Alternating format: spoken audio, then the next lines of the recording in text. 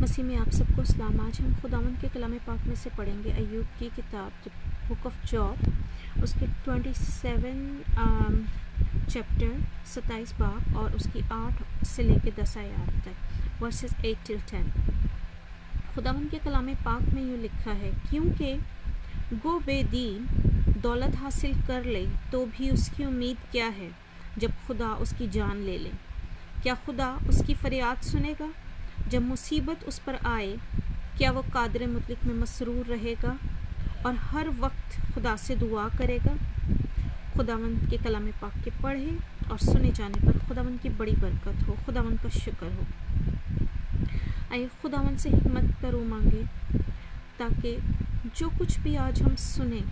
ہماری زندگیوں میں کام آئے، ہم اس پہ عمل کریں، پاک روح کی ہدایت سے چلیں، ہمیشہ اپنے خداوند سے ہمیشہ فضل مانگے کہ وہ ہماری مدد فرمائے اس کلام کو سمجھنے میں، اس کلام کو جو کہ سمندر کی گہرائیوں سے زیادہ گہرا ہے، ہمیں اس کی گہرائیوں میں لے کے جائے پاک روح، اور ہمیں سمجھائے، بتائے اور ہمیں گائیڈ کرے کہ ہمیں کس طرح اس کو پڑھنا اور اپنی زندگیوں میں عمل میں لانا ہے۔ آج ہم خداوند یسوع سے اس کا فضل مانگتے ہیں، سب کچھ مانگتے ہیں اسی کے نام سے اور پا لیتے ہیں، آمین۔ ایوب کی کتاب میں یہ لکھا ہے کہ گو بے دین دولت حاصل کر لے تو بھی اس کی کیا امید ہے؟ بے شک اگر اس کے پاس بہت سی دولت آ جائے، بہت سا پیسہ آ جائے اور وہ ملینز، اور آج کے زمانے میں جس کو کہتے ہیں کہ بلینئر بھی ہو، لیکن خداوند اگر اس کی جان لے لے تو اس کو کیا حاصل اس ساری دولت سے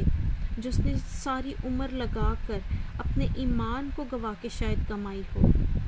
یا شاید اس نے اگر محنت سے بھی کمائی ہو لیکن خداوند کو اس نے اپنے ساتھ نہ رکھا ہو اور اپنے اوپر بوسٹ کیا ہو، اپنی دانش مندی کے اوپر تکیہ کیا ہو اور ہمیشہ یہی سوچا ہو کہ ساری دولت میری وجہ سے ہے اور میں نے ہی اتنی محنت کی کہ مجھے یہ دولت ملی، تب خداوند اس امیر شخص کی طرح جو سب کچھ پانے کے بعد سکون سے بیٹھتا ہے اور کہتا ہے کہ اے میری جان اب سکون کر اور عیش کر، تیرے پاس بہت ہے کہ تو کھا سکے اور تو اچھی زندگی گزار سکے، اور خداوند اس کو کہتے ہیں کہ آج ہی رات تیری جان لے لی جائے گی، تو کیا فائدہ اس ساری دولت سے اور کیا امید اس دولت سے جبکہ خداوند اس شخص کی جان ہی لے لے؟ کیا خداوند اس کی فریاد سنیں گے؟ یہاں لکھا ہے کہ کیا خدا اس کی فریاد سنے گا جب مصیبت اس پر آئے؟ بے شک اگر اس نے وہ دولت خداوند کی طرف سے نہیں کمائی یا خداوند کو اپنے ساتھ نہیں رکھا تو خداوند اس کی فریاد کیوں کر سنیں گے؟ بے شک جب تک ہم اس کے حضور جھکتے نہیں، جب تک ہم اس کو اپنا خدا نہیں مانتے، ہم کس طرح اس کے پاس جائیں اور اس سے دعا کریں جب تک ہم اپنے خداوند کو جانتے نہ ہوں، جب تک ہمارے خداوند کی پہچان ہمارے پاس نہ ہو؟ کیا وہ قادر مطلق میں مسرور رہے گا اور ہر وقت خدا سے دعا کرے گا؟ کیا اس کے پاس بہت ساری دولت آ جائے، اگر اس کے پاس بہت ساری دولت آ جائے تو کیا وہ خدا میں مسرور رہ سکے گا؟ اسے اسی کو بڑھانے کی ہر وقت امید لگی رہے گی، اسے اسی دولت کو سسٹین کرنے کی، اسی کو قائم رکھنے کی ہر وقت کوشش میں لگا رہے گا، وہ خداوند میں قائم نہیں رہ پائے گا، اس لیے وہ خداوند سے ہر وقت دعا بھی نہیں کر پائے گا کیونکہ اس کا دھیان اس کی دولت پر ہوگا، کیونکہ لکھا ہے کہ جہاں تیرا مال ہے وہیں تیرا دل بھی لگا رہے گا۔ اگر اس کے پاس بہت سی دولت ہے تو اس کی کیا امید ہے؟ اس کا اپنے قادر مطلق کے اندر مسرور رہنا بہت ہی مشکل ہوگا کیونکہ اس کا سارا دھیان اپنی دولت پر ہوگا، اس خزانے پہ ہوگا جس کو بڑھانے کی فکر اسے ستائے گی ہر وقت، جس کو محفوظ رکھنے کی فکر دنیا میں رہتے ہوئے اس کو ستائے گی، جس کو اور بڑھانے کی، آنکھوں کے لالچ کی فکر اس کو بڑھائے گی، اور وہ اپنے خداوند میں مسرور نہیں رہ پائے گا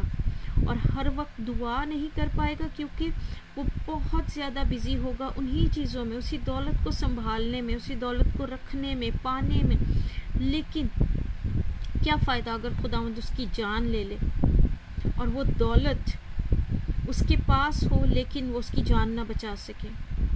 اور اگر وہ ایک اچھی لمبی عمر جی بھی لے، اپنے جسم کو اس دولت سے خوش کر لے ساری عمر، اور وہ اپنی روح گوا دے، تو کیا فائدہ کہ وہ اپنی جسم کو پالے اور وہ اپنی روح کو گوا لے؟ سو ہم اپنی زندگیوں کو جانچیں آج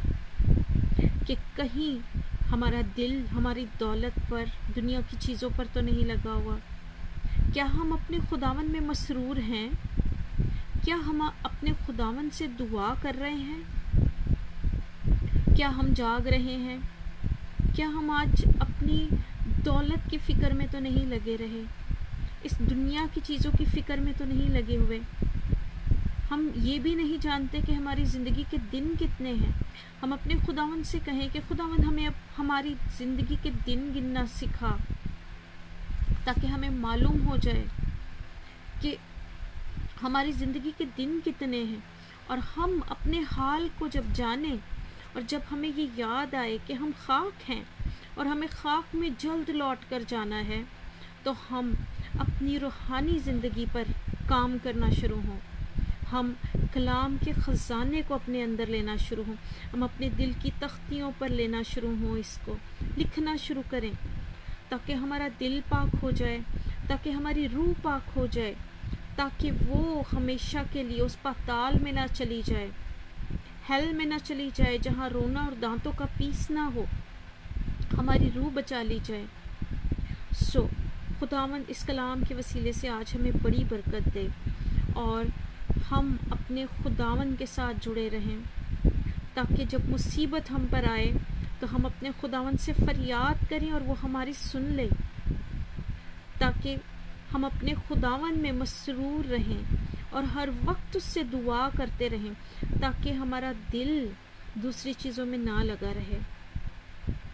خداوند ہمیں اپنے ساتھ مسرور رہنے کا بڑا بھاری فضل دے، اور خداوند ہی ہمیں فضل دے کہ ہم ہر روز اس کی حضوری میں حاضر ہو سکیں، دعا کر سکیں، کیونکہ ہم کبھی اس کی حضوری میں بھی نہیں بیٹھ سکتے جب تک وہ ہمیں اپنا فضل نہ عطا کرے،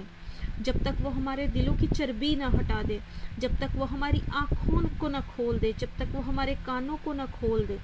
تب تک ہمیں اپنے اندر کوئی غلطی نظر نہیں آتی، ہمیں دعا کرنے کی کوئی ضرورت محسوس نہیں ہوتی،